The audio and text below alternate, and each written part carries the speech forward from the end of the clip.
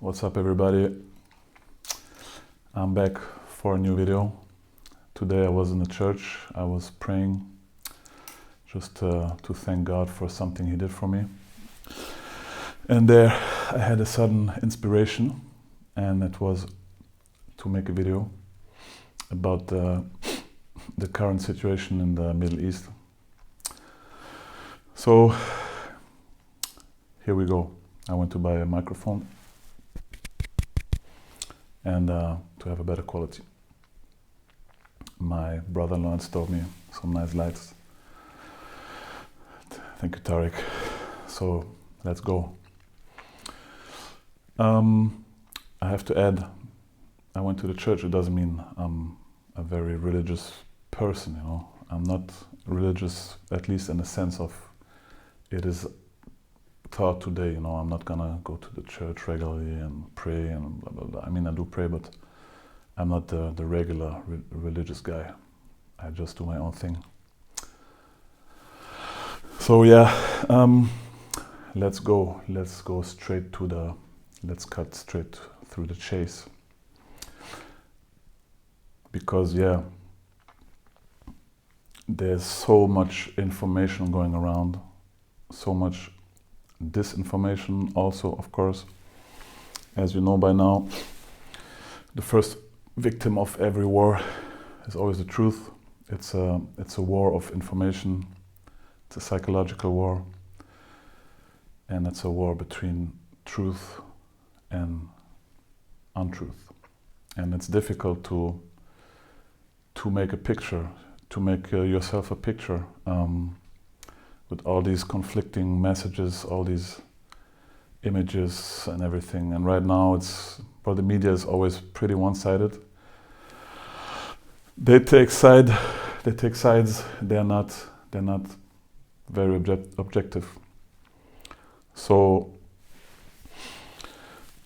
I will tell you from the beginning, I'm not taking any sides. I'm not for one side or the other side. I think both sides are suffering, and as always, it's always the leadership that makes these wars, and it's the civilians that are paying for these wars. It's the civilians that are suffering. The leadership, they are safe in their little villas, watching TV, taking a nice hot bath, and giving their orders. So what I will do, I will only talk facts, okay? And that's important. I'm not judging, I'm not a judge, I'm not a politician, I'm not a lawyer, I'm not a historian, I'm not a university professor. I'm just a regular guy. And I like to call things by their name. So I'm sure some of you are going to be shocked of what I'm going to say, because sometimes the truth hurts. But I'm going to stay as objective and as factual as possible. I'm not taking any sides. I know both sides, people are suffering. So the reason for this conflict is,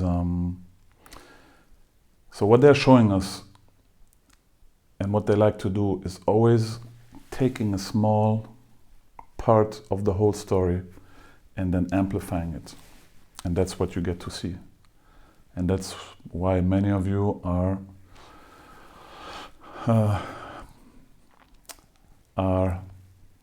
how can I say that?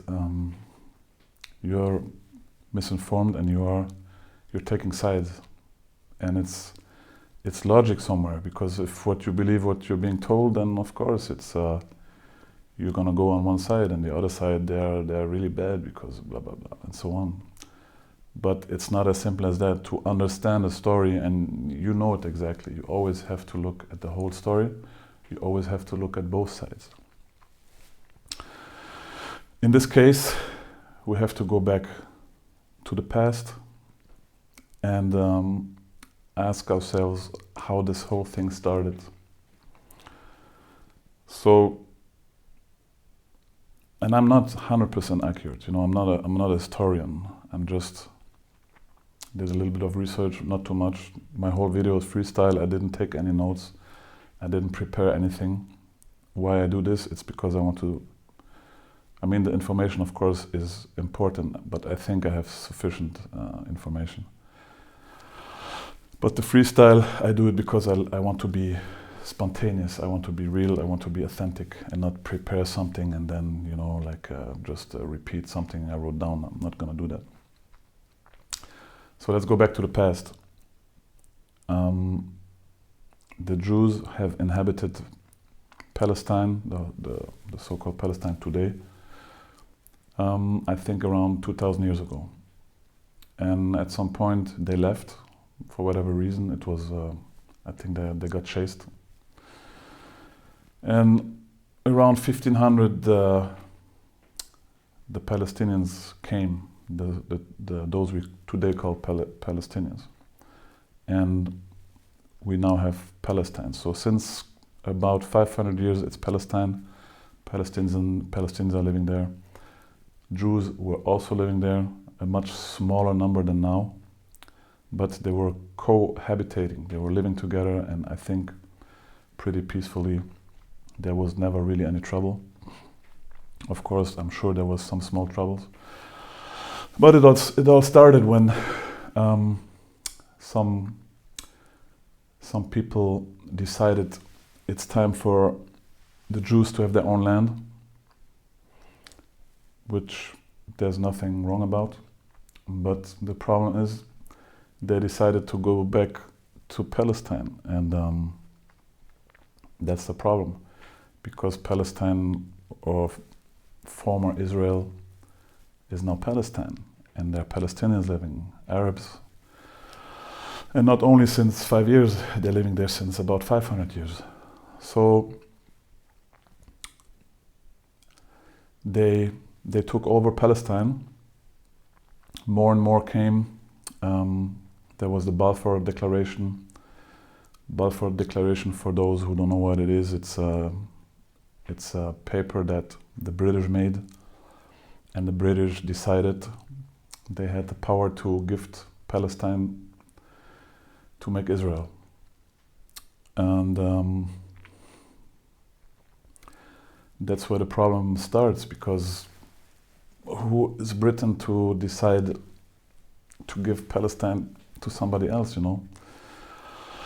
And I believe this is the source of the whole problem, and you have to look at it. You cannot just look at what's happening today. You have to look at the whole story.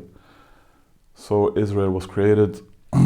Many Jewish people from all over the world came back to Israel after the Second World War. And the Palestinians, they had to, like, get the fuck out of here, you know? It's like, in French they say, ôte-toi de là que je m'y mette.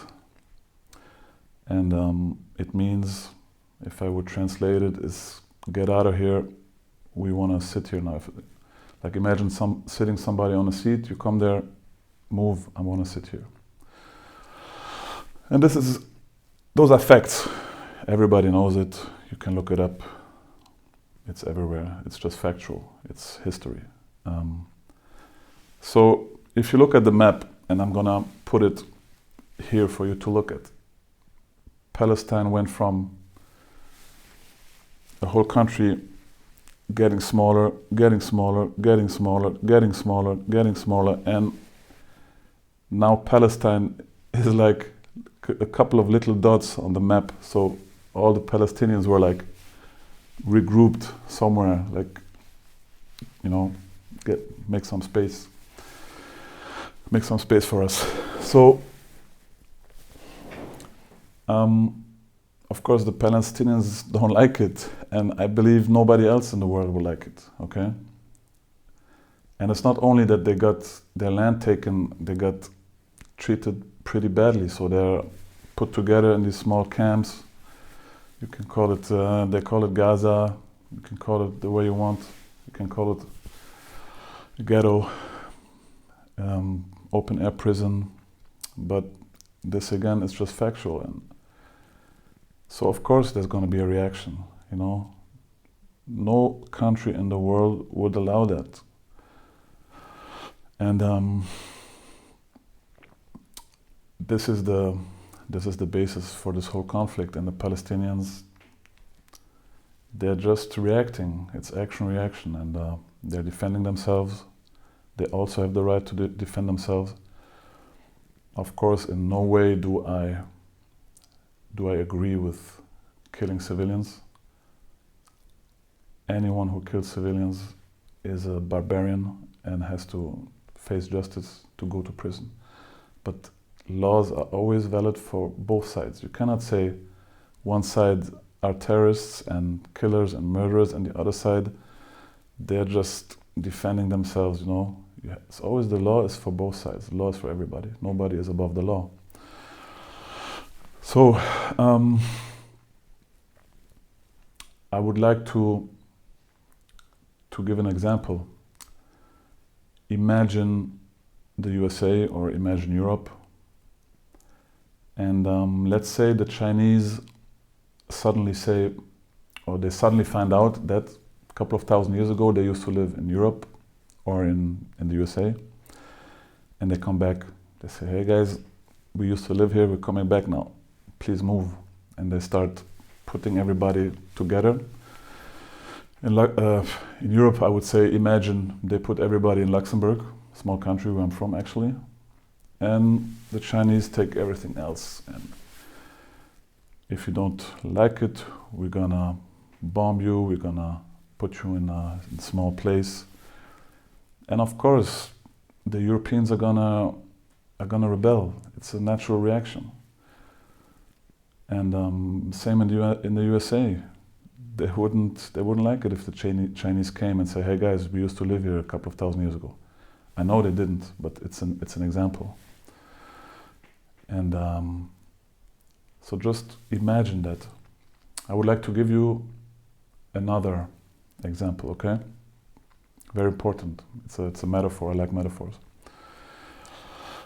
Imagine you have a neighbor, and it's a huge guy. He's gigantic, he's strong, he has big muscles.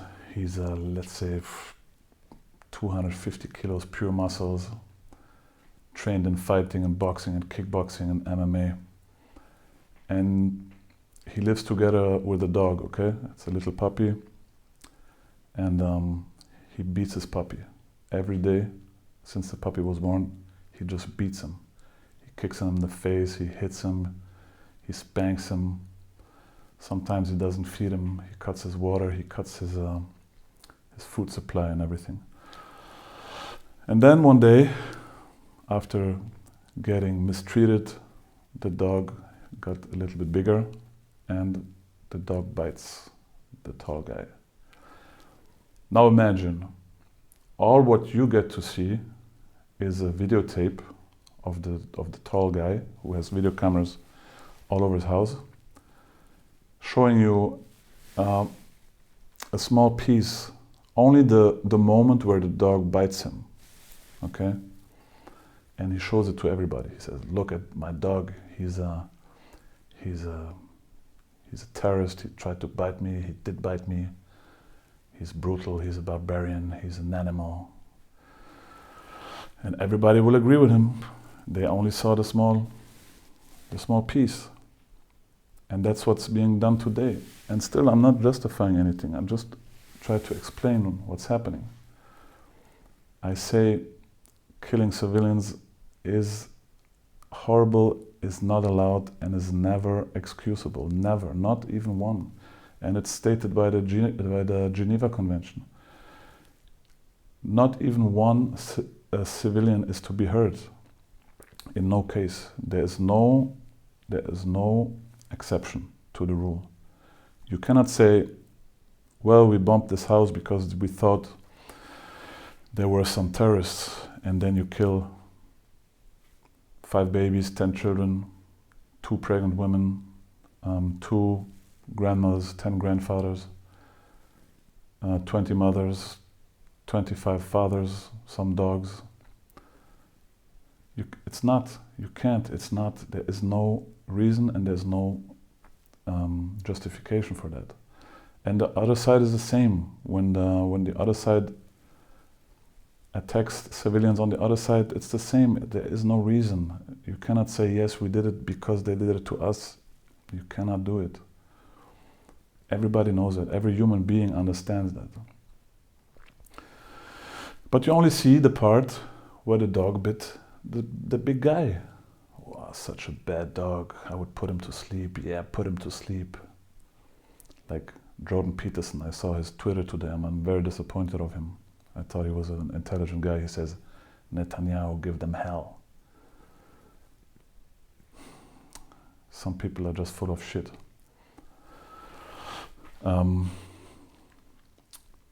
So, what's the solution? Is there even a solution? And I'm telling you, yes, there is a solution. And there is a very easy solution. So why did it not happen yet? Why did it not happen yet? I can tell you why. It's very simple also. And I think some are not going to like the answer. The reason there's a fight anywhere in the world, the reason there's a war anywhere in the world, it's because either one side or both sides don't want any peace, okay? And when I say that, I'm talking about the people in power. The civilians, they all want peace. Of course, they all get manipulated to get excited for war, but most of the people are peace-loving on both sides. They want peace, they want to live in peace. They want to kiss their children in the morning. They want to go for a walk without getting bombed or killed or kidnapped or that stupid, crazy shit that you saw.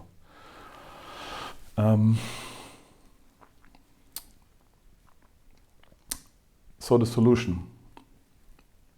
Wait. Yeah. The reason why there's all these wars is because either one side or both sides don't want any peace. And this is the problem with this war. I'm telling you, both sides don't want any peace.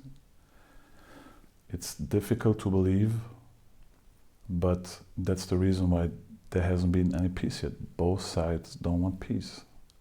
They both are stubborn, they both have their own ideas, and they both prioritize their ideas and their agenda instead of peace. That is the reason. My father always said, since I was a kid, because of course I have many brothers and sisters and we were fighting and blah, blah, blah. And my father just said, der Klügere gibt nach. That's German. And translated, it means the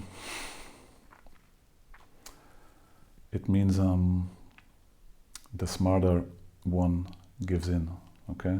In our society, to give in is seen as a weakness. But it's not a weakness. And I would like to change a little bit this proverb of my father. I would say more, to be more truthful and more precise, I would say the wiser one gives in, okay? The smarter one gives in, or even the wiser one gives in. And then you have peace. In this case, I think it would be enough for one side to be the wiser one, to be the smarter one, to accept the terms of the other. But to be honest, yeah, it's a possibility, but in this case it's really difficult. I think even if one side agrees to peace, the other side will gonna be like, yeah, but we want this, that, this condition, and they make it impossible again. Because, as I said, they prioritize what they want before peace. Their highest priority is not peace. That's the truth. Both sides. The way to make peace would be for both sides to agree, to give in, to meet, and there the idea would be you put these guys in a room and you cannot just put the leaders, because the leaders, as I said, they don't want peace. They want to be right. They want to be right. For them it's the most important. It's an ego thing, they want revenge. And that's what they want. That's their highest priority. So you have to put pressure on them. One idea, which I think would be great, would be to get the spiritual leaders of both sides. In that case, it would have to be the religious leaders.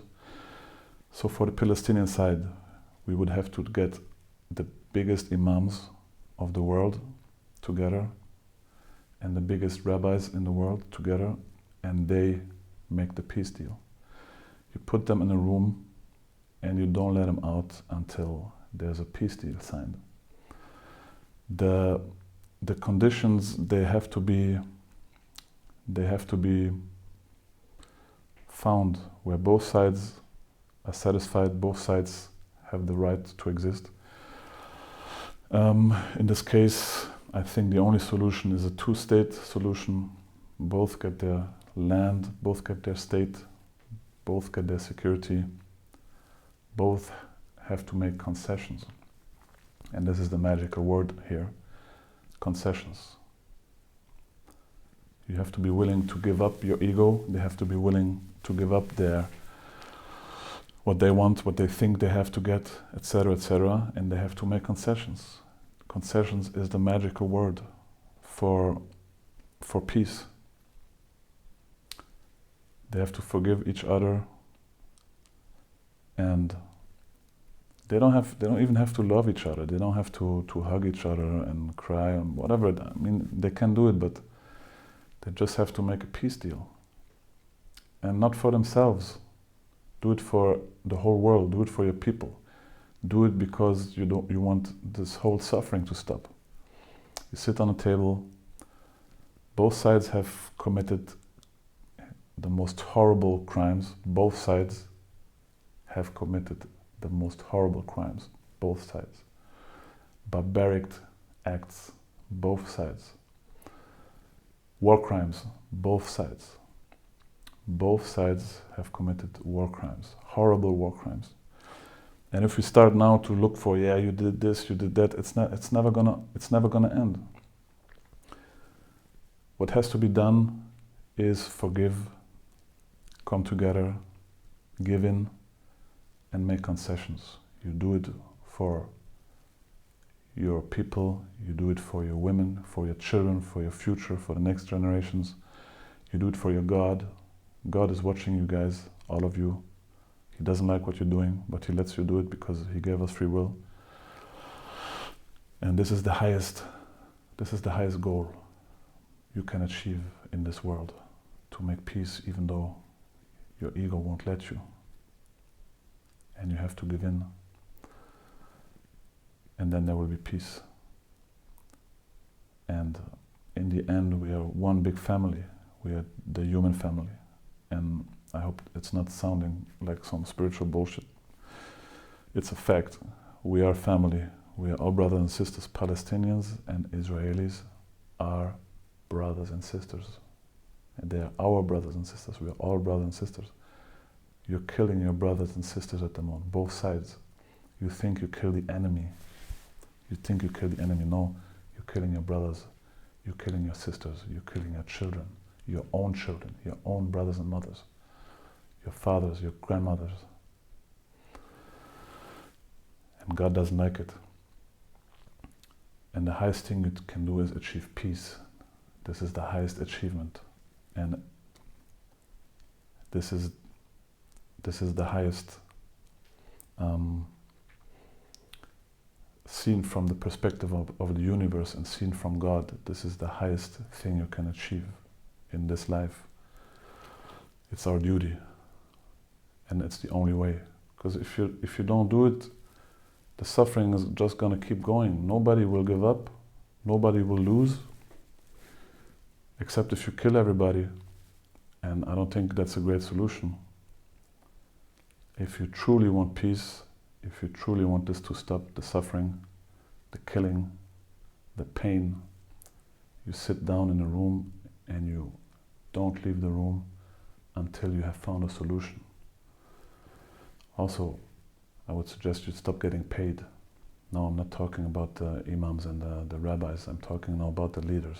Stop paying them until they do what they promise you to do. They always promise you that they will protect you. Did they protect you? I don't think so.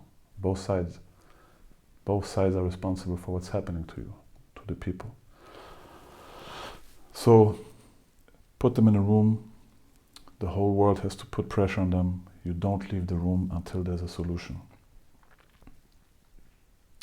Even if it takes 2 days, 3 days, 4 days, 5 days. I would even add no food to put pressure on you. Water, okay. No sleeping. Well, yeah, no sleeping, yeah. The more pressure, the better, because then you're gonna very quickly, you're gonna find a solution when you're starting to feel like the people that are suffering. Trust me, very quickly they're gonna find a solution. So, I had to say this.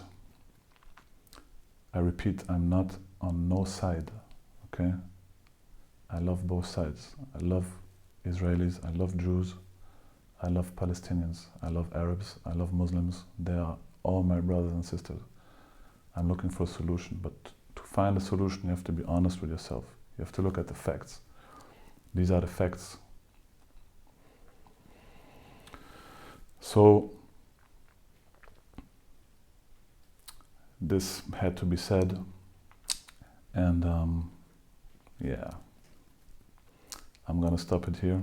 It's already pretty long. It's 1 a.m. here, 2 a.m., but I really felt like I had to do this. And please put some comments, but don't say nothing stupid, please. I know all the stupid things. Try to say something intelligent that comes from your heart. Don't say anything stupid. And I will tell you one thing. Something former President Kennedy has said, which I love. We are not here to curse the darkness, but we are here to put on a light and dispel the darkness and the suffering. Think about this. What does it mean? It means cursing the darkness means just talking about the problems, talking about the problems, talking about the problems. That's what the media is doing. They're just showing you these horrible images. They're just talking about the problem, but they're not talking about the solution. They're not proposing any solution. The solution is not the Israeli hardcore army bombarding the shit out of Gaza. Come on. The solution is what we have to focus on in every problem, in your life, in everybody's life, in your private life, in every country. Focus on the solution. And the solution is the light. Switch on the light. It's dark. You don't like it. You're hitting your head all the time. What's the solution? Switch the light on. We are here. We are not here to curse the darkness. We are here to switch on a light and dispel the darkness. The solution. So, I'm sure I forgot some important things, but I think all the important things have been said. I'm gonna stop here. I don't want to make it too long because I know YouTube, the longer you make a video, the less people are gonna watch it. So, thanks for listening, and let's make a beautiful world where we all live together. Israel, Palestine could be such a great country. They can live together, they can create together, they can dance together, they can cook together, they can enjoy each other's culture, they can enjoy each other's food, they can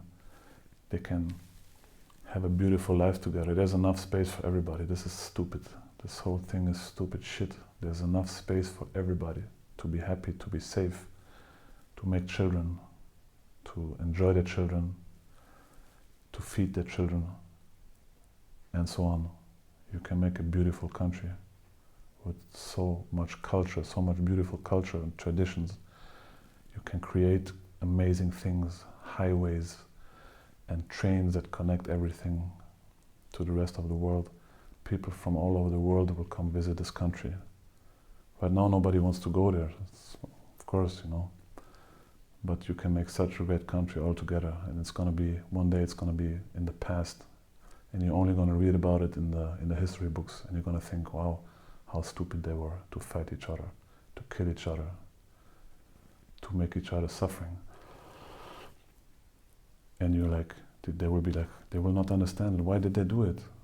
Why did it take so long to make peace? What was so difficult? Now everything is perfect. Everybody's happy. Everybody's singing. Everybody's dancing. Everybody's enjoying their lives safely. And it's the same for the rest of the world. This is an example for the whole world. Thank you for listening, everybody, and have a good night.